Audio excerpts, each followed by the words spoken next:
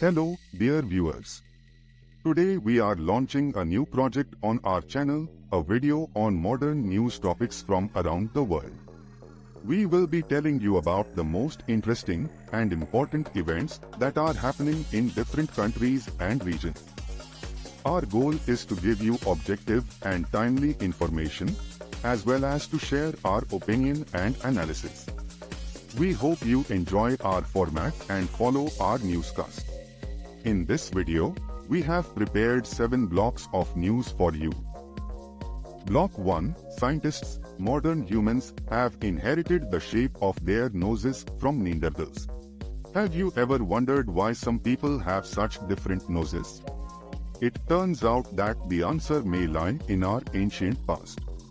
Scientists from several countries have discovered that many modern humans have genes responsible for the shape of the nose, which they inherited from Neanderthals, extinct relatives of modern humans. These genes helped Neanderthals to adapt to the cold and dry climate of Eurasia, where they lived tens of thousands of years ago. Now these genes can affect human health and immunity, as well as human smell perception. Block 2. Why it is better not to put 92 in modern cars. If you own a modern car, you probably know what kind of gasoline it is better to use to fill it up.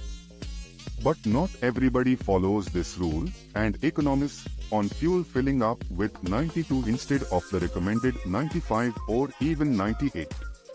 It may lead to serious consequences for the engine, especially for Chinese cars, which often have low quality of assembling and materials. According to experts, the use of 92 gasoline in modern cars can lead to higher fuel consumption, reduced power, increased pollutant emissions, and even detonation in the cylinders.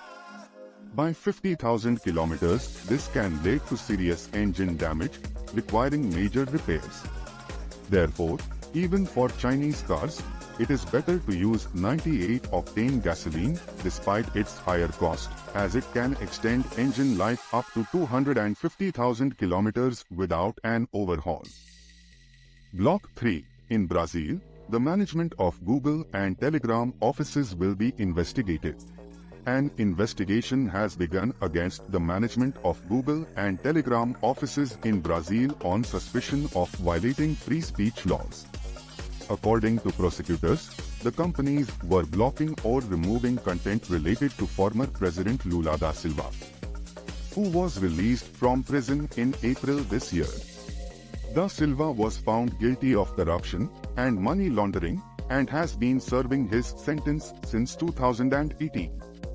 However, his supporters consider him a political prisoner and are demanding his return to power.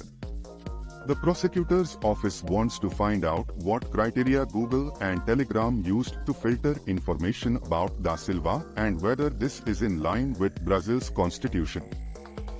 Block 4. Russia cancels visas for Georgian citizens and returns direct flights. Russia has taken a step towards Georgia and has decided to abolish visas for Georgian nationals and to resume direct flights between Moscow and Tbilisi. This was announced by Russian President Vladimir Putin during a telephone conversation with Georgian President Salome Zurabishvili. Putin also expressed hope for the normalization of relations between the two countries, which have been in conflict since 2008 because of Russia's recognition of Abkhazia and South Ossetian independence. Zurabishvili thanked Putin for this gesture and invited him to visit Georgia. Block 5. Israel-Gaza. Violence escalates. The situation in the Middle East continues to deteriorate. Israel and the Gaza Strip have exchanged massive rocket attacks, which have killed dozens of people and destroyed infrastructure. According to the Israeli army, Hamas and Islamic Jihad militants have fired more than 1,000 rockets into Israeli cities, including Jerusalem and Tel Aviv. Israel responded with strikes on more than 500 targets in the Gaza Strip, destroying buildings, weapons depots, and militant leaders. The sides do not intend to cease fire and accuse each other of escalating the violence. The international community is calling for restraint and the resumption of dialogue. The conflict between Israel and the Palestinians erupted after clashes broke out in Jerusalem between Israeli police and Palestinian protesters who opposed the eviction of Arab families from the Sheikh Jarrah neighborhood.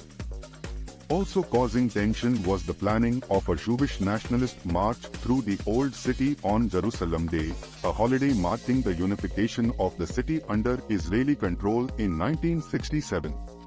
The Palestinians consider it a day of disaster. As a result of the escalating situation, the UN Security Council held two emergency meetings on the Middle East but took no action. UN Secretary-General Antonio Guterres called for an immediate ceasefire and protection of civilians. Unit 6. The first child of 3 parents is born in the UK. A unique event has taken place in the UK. The first baby of 3 parents has been born. This has been made possible by a new technology that allows a defective mitochondrion in one woman's egg to be replaced with a healthy mitochondrion from another woman.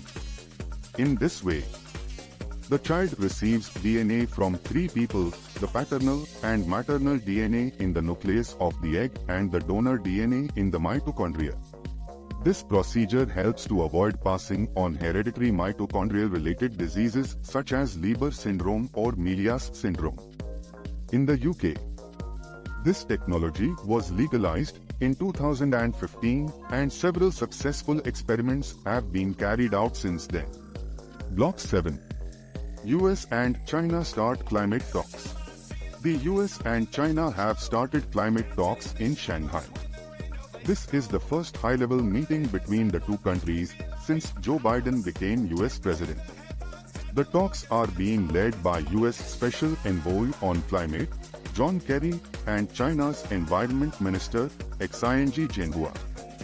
They are expected to discuss ways to cooperate on tackling global warming and preparations for the UN Climate Conference in Glasgow in November. The US and China are the largest emitters of greenhouse gases in the world and have a major influence on the international climate agenda.